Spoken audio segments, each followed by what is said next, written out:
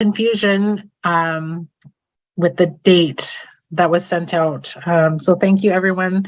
And I'm going to ask Chloe if she can provide some introductions on her end as she's in the room with the chiefs. Thank you, Chloe.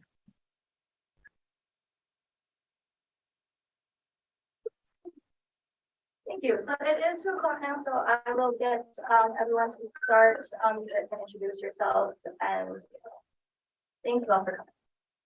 We'll shut it.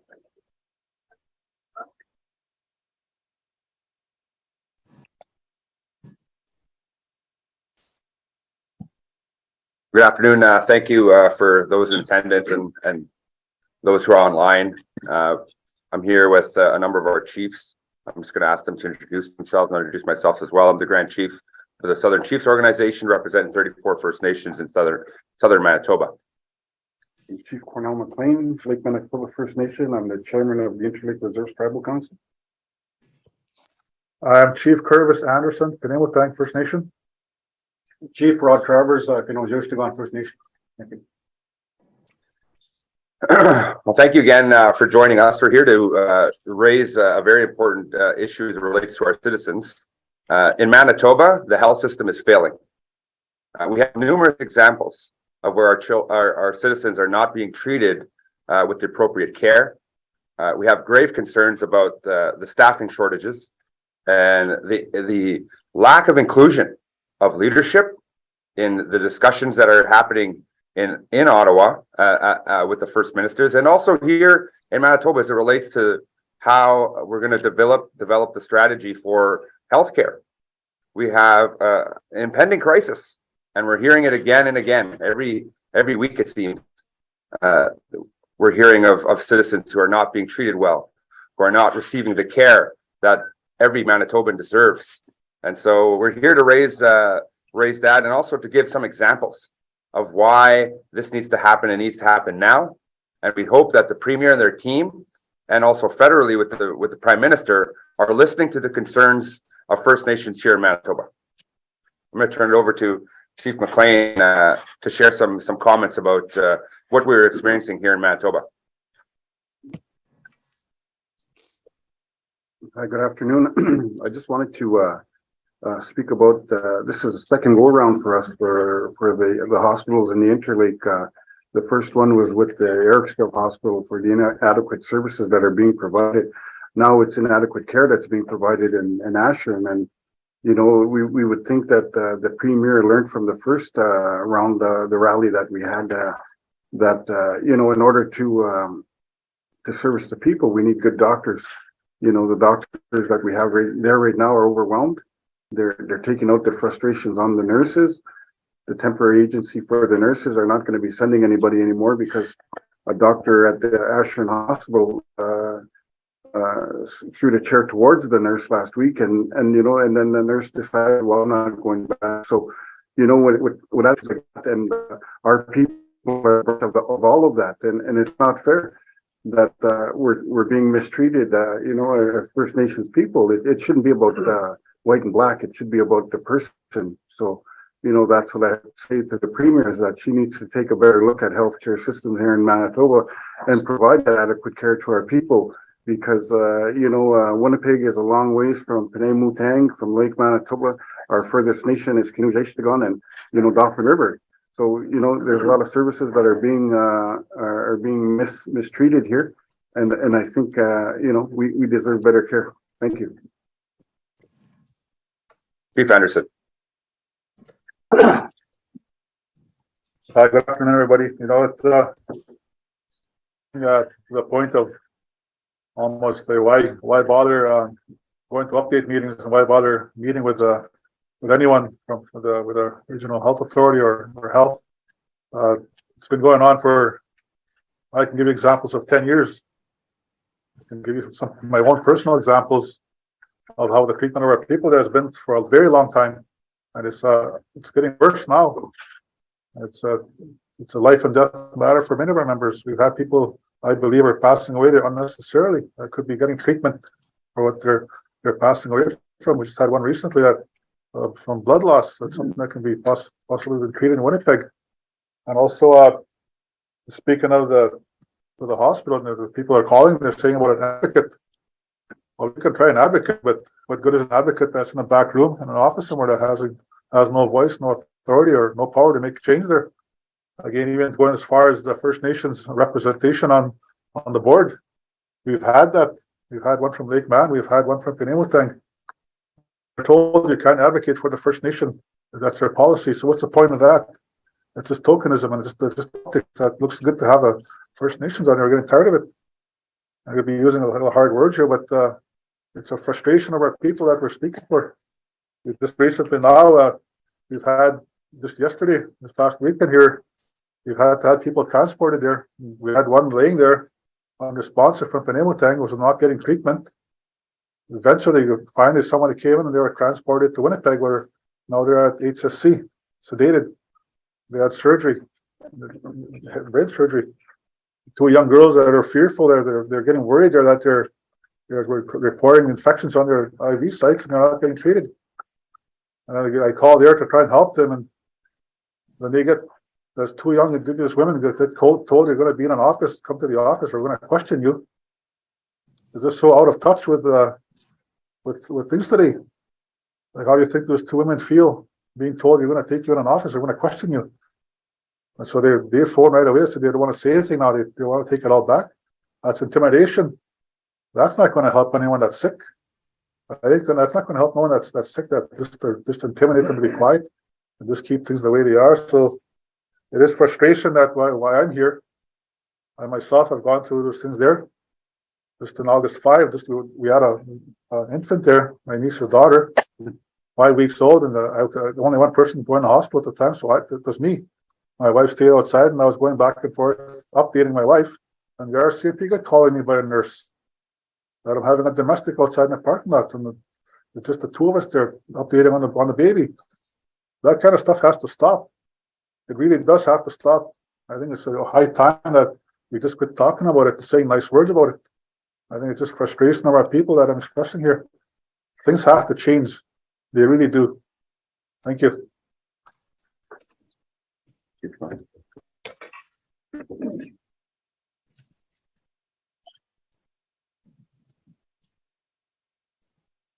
Thank you, everybody. I concur with my fellow chiefs here. You know, I agree fully that our healthcare is substandard for our people, and we can't continue to live like that. We need to revamp our healthcare system as soon as possible. We can't have our people dying in the hallways of our hospitals any longer. We can't tolerate that. The governments have to come together with us as the First Nations leaders and address these situations as soon as possible. Thank you. Chief Rod Travers is my name. Kanawzawistigan First Nation. I've had members of my own community suffer the same situations in the hospital, waiting, and we are an hour and a half away from the nearest hospital. And it's not fair for our people. Thank you. Thank you. I'll just make a closing statement and maybe open it up for questions. Again, just want to make it known that the health system is failing and it needs to change. We're undergoing a health transformation process right now over the last several years. We know that there's a federal discussion happening around health legislation, but what really needs to happen is there needs to be immediate change happening, immediate investment, and addressing the shortages in healthcare staff. These are things that have been created outside of First Nations direction and have been a detriment to our health and to our well-being. And so that must happen. And the leads on this are our provincial premier and our federal prime minister and their staff. They have to advise and work collectively with us to ensure that there is investment and that we have a voice on the strategy. We're aware that many of the health staff that are being servicing in the health system are not from Canada. Many of the health staff are from different countries. Into the has been the solution for a very long time. To be part of that as well. Relationships And the licensing of healthcare needs to be transferred over to First Nations as well. The broad picture of how health is serviced in Manitoba, in southern Manitoba, needs to change. And we need to be included and authorized to make the direction or direct health for our citizens. And that includes licensing, that integration, strategy for how health is being brought into Manitoba. And that's and it is a crisis. Our people, the ones who are always the ones who are being amputated. We are the ones who are dying early in this country. And it's not at the hands of our leaders. We have been very, very focused on partnering. It's been 100 years now since treaties have been signed. And all we've seen since newcomers have come to this country is the decrease in our livelihood and dependence being the strategy for the government. And that needs to change. In an era of reconciliation, it needs to happen immediately. Thank you. And I'll leave it, open it up to any questions for any of the chiefs who are present here.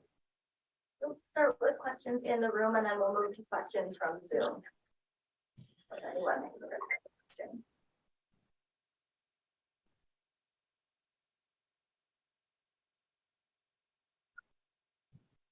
All right, Melanie, you have any questions on Zoom?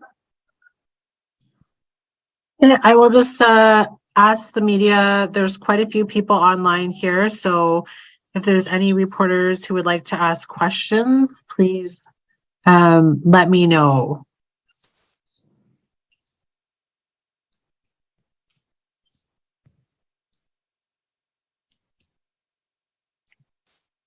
I know there was some people who joined a bit late, so if you need a recording of this, you can let me know that as well.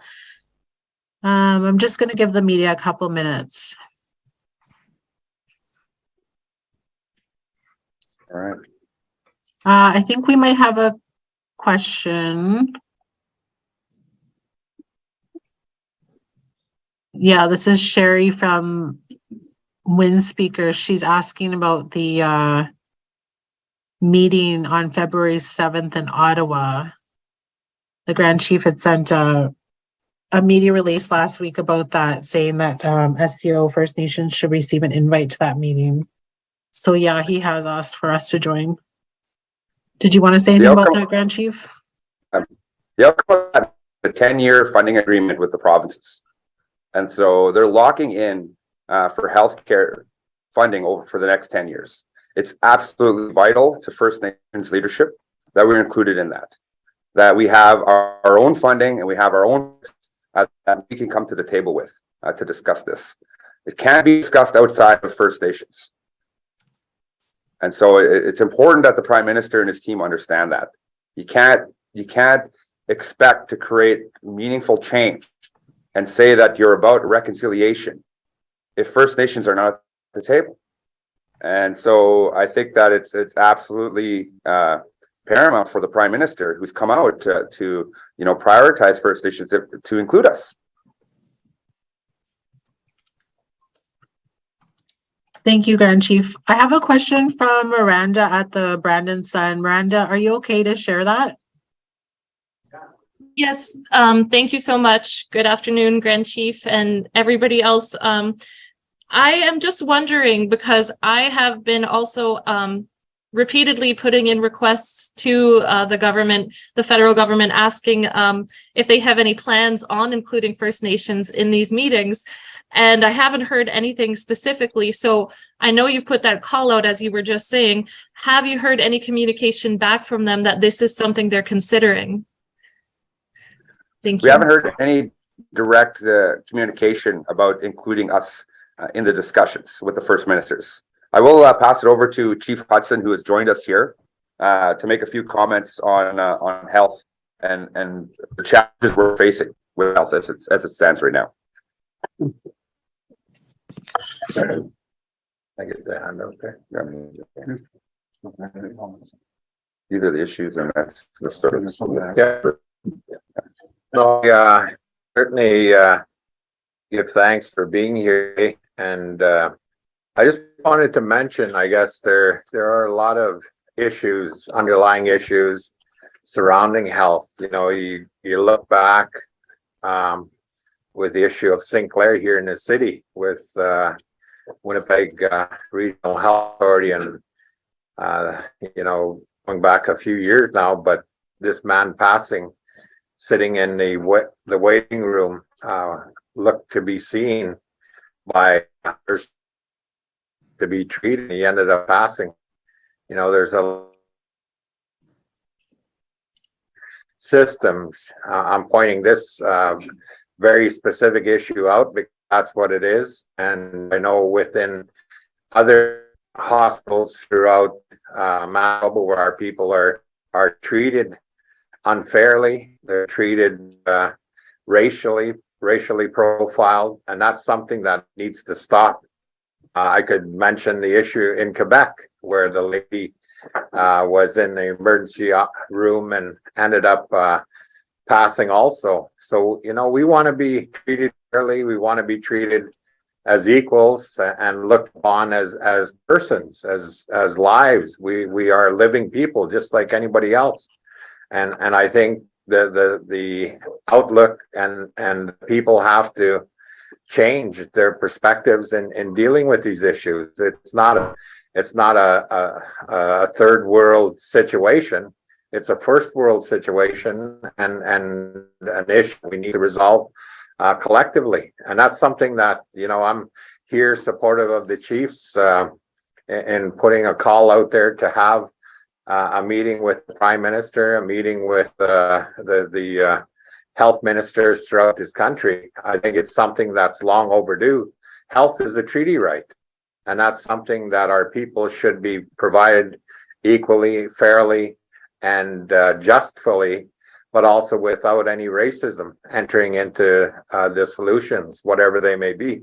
So I'm here in support of that, and especially when we do have cases where people have passed on in the system that was supposed to be there to help them move on in life, and that's something that is long overdue. So I'll leave it at that as far as my statement is concerned. And again, it's not just one hospital over another, it's the entire system. And us as First Nations people, we need to be treated fairly. Thank you, Chief Hudson. Thank you. Yeah.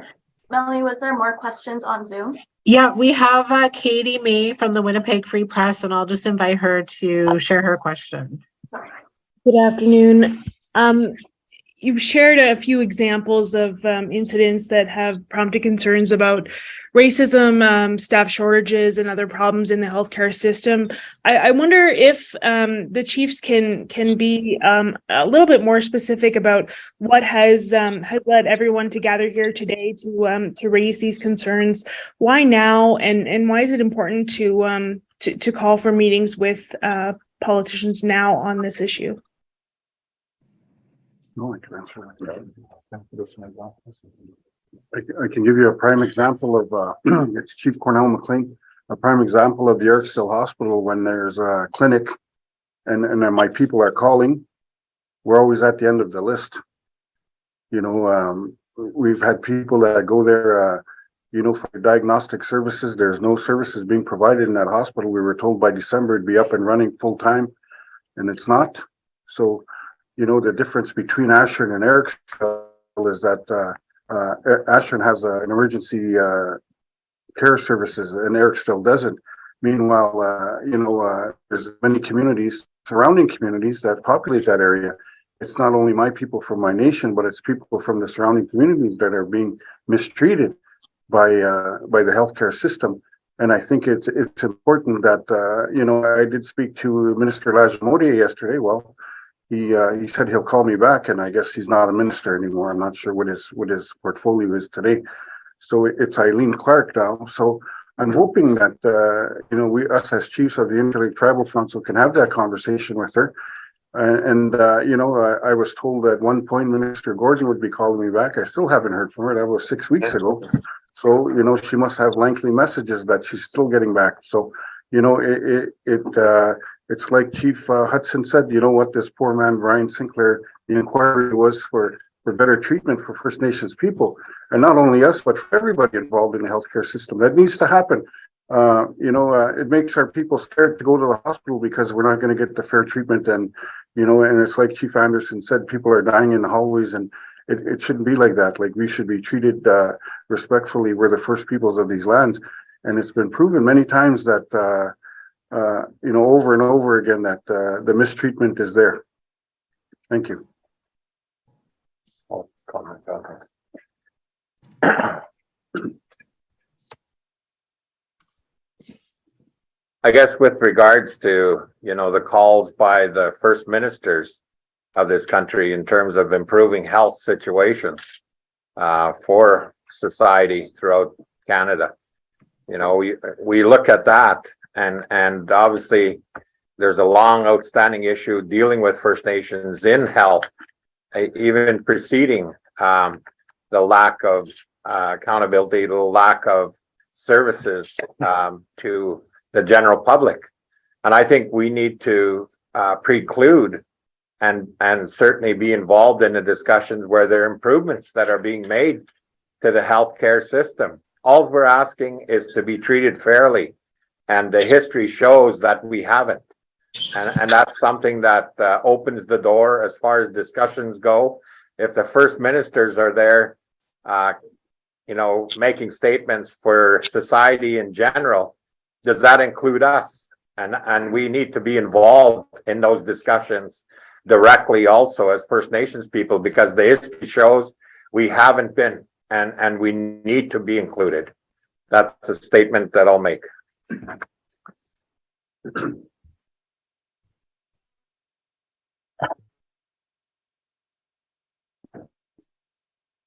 It's Chief Curvis Anderson, Thank First Nation. It's sitting here thinking, why are people being treated like this by the medical system, by the health system? The people that are treating are people like this. A lot of these people that are treating our people this way, they're not the policymakers. They're not the ones that set up the system. That's where it needs to start. It needs to start the revamp of the system. That they work under the policies that are created for them. Even the boards, I spoke earlier, our First Nations board member can't advocate on behalf of the First Nations. These things like that need to be changed. We can't have people that are being forced to work under a policy, under the healthcare, that allows them to treat our people like this. That's what's happening. They're being allowed to treat our people like this, and they have the backup of the policy. They have a backup of the whole system, because they have to follow the system, what's created for them. So this is where we need change. We need our input there. And it's just high time. I said we need to see this change in the system overhaul, and we need to have some serious discussion on that. And we need to. The main thing, we need to see these things. It's not the first time you're hearing the chief speak out. It's not the first time we're having meetings. I've called the hospital and the CEOs and the board many times in the past, and even myself, the things I faced there, a lot of us face it ourselves. But what's being done? What's being done about it? Today, we're sitting here with a press conference. What will we see out of this? What will we see out of the talks we had, the things we say today, the things that we're being asked to bring forth on behalf of our membership? What will we see, and when will we see it? What will we see being done? I'm just speaking on that because it's not the first time healthcare and First Nations are being brought up, but we need to see change. I'm still going to say that we need to see change this time, not just talk about it. We're done talking about it. Let's have some action. Thank you. Yeah. Good. All right. I have one more question. I'm going to ask Sherry from Windspeaker. Can you share it, please? Yes, I can. Hello, Grand Chief. I'm wondering if you can answer my question. Chief Hudson just said, if the first ministers are there making statements for society in general, does that include us? Do you think Premier Stephenson will be talking about what's happening with First Nations in Manitoba when it comes to healthcare? I don't think that the Premier of Manitoba should be speaking for First Nations. I think that there is a treaty relationship that has been established long before she was ever premier or I was Grand Chief. And that has to lay the relationship. That has to be the foundation for how we proceed in an era of reconciliation. It has to be First Nations, Indigenous people, the Anishinaabe, Dakota people speaking for ourselves. And that's got to be the future. And I think she's been made aware of that. I think her team is aware of that. So we just need them to start acting on it. They need to understand that this is the way forward. And to be honest, the foundation of democracy is built on that. The values of democracy are built on having, groups like us provide an alternative vision, an alternative strategy that will enrich and add value to the health system overall. And the First Ministers need to understand it, and so does the Prime Minister.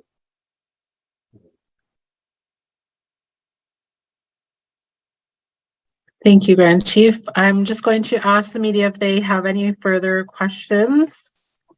I'll just give them a minute.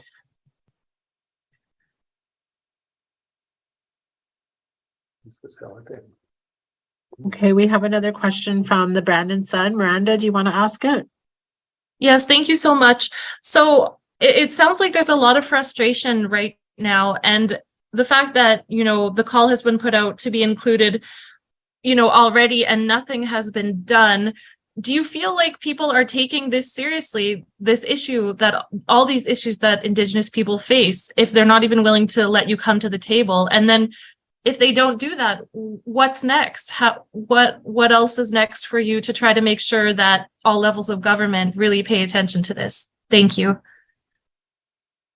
I think the relationship that has been established long before we were here with the province, before they allowed us at the table, before because there was a time when they tried to exclude us, and now we have a venue to make our voices heard. And they established a relationship with the provinces, our 10-year block agreements for funding for healthcare. And never in the history of Canada have they meaningfully included First Nations in those discussions. And all we've seen since the time that province has been created is a sort of erosion of First Nations health and a continual movement towards creating dependency. And so we're the ones who are suffering. We're the ones who have 11-year life expectancy gap. We're dying 11 years earlier. All of our grandchildren, all of our grandmothers and grandfathers who are no longer here could have been here another 11 years. The wealth of knowledge and of not only our history, but of our health practices is gone 11 years earlier. And so I don't know how much more I could say about that. But the impact is huge, and you're still seeing it today. And so when you're talking about servicing health and creating better outcomes, you can't do it without First Nations leading the charge on that, because our citizens are the ones who are impacted the most. We're the ones who are experiencing, terrible health outcomes. It's a crisis that's happening. We have mental health crisis happening. And so how can you do that from Ottawa? You can't do it from Ottawa. You have to work with us. And you can't expect the province, who's already had the mandate for decades now, to be able to fix the problem. Recently we've had a huge demographic of nurses, a huge swath of nurses leave this province because they don't have a guarantee that they're going to have a job. They have questions about how health is being handled in Manitoba. You can't leave it to the province to do it. You have to include us. That's the only way forward to improve healthcare long term. We have an interest and a stake in the long term, success of the health system. Our families are here, our children are here, and they're going to be here for generations. Our communities are going to be here for generations. We want to get it right. We're not going to be moving, across the country, outside of the country. We don't have family overseas. This is our family. This is where we're from, and we want the best for our communities. And I think that's what Canadians need to understand.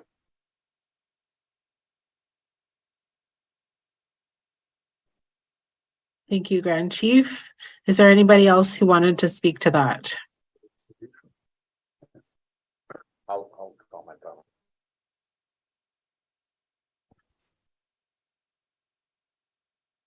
I guess one of the other aspects of it is it's not about partisan politics, about who can make a move and do things better. You know, as the Grand Chief stated, many of our parties, I'll say, and our leaders over the years had the opportunity to make significant changes and impactful changes. And that just hasn't happened. We have solutions for addressing these issues. And again, it's to be treated fairly. The first and foremost issue is to be treated fairly without any racism walking into any of these health institutions and facilities. And it's not about partisan politics. It's about doing what's right. And when you look at making significant changes to do what's right, it's going to help everybody. It's outside of the partisan politics. So, you know, I just wanted to make that statement because a lot of times it does boil down to which party is introducing what in terms of the solutions. It's not about partisan politics. It's about doing what's right. If nurses need guarantees and need more pay, well, let's pay them. They're there to help us. And that's, you know, a solution that we should be looking at. So I just wanted to make that statement.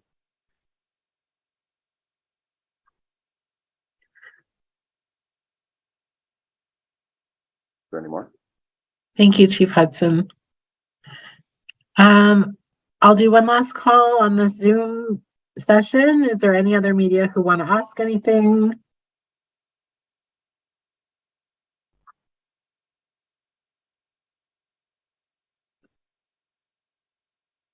And it looks like we do not have any more questions. So if there's anyone who needs pictures from the media, please send us a message. We will get those out. Or if you need a recording of the Zoom session, we have that available as well. Thank you to everybody for joining us. Thank you to the chiefs. Thank you, Grand Chief, for sharing. And I think we're good on this end. Okay. Thank you. Thank you, Chief. Thank you. Thank you. Thank you for Big joining us. Witch.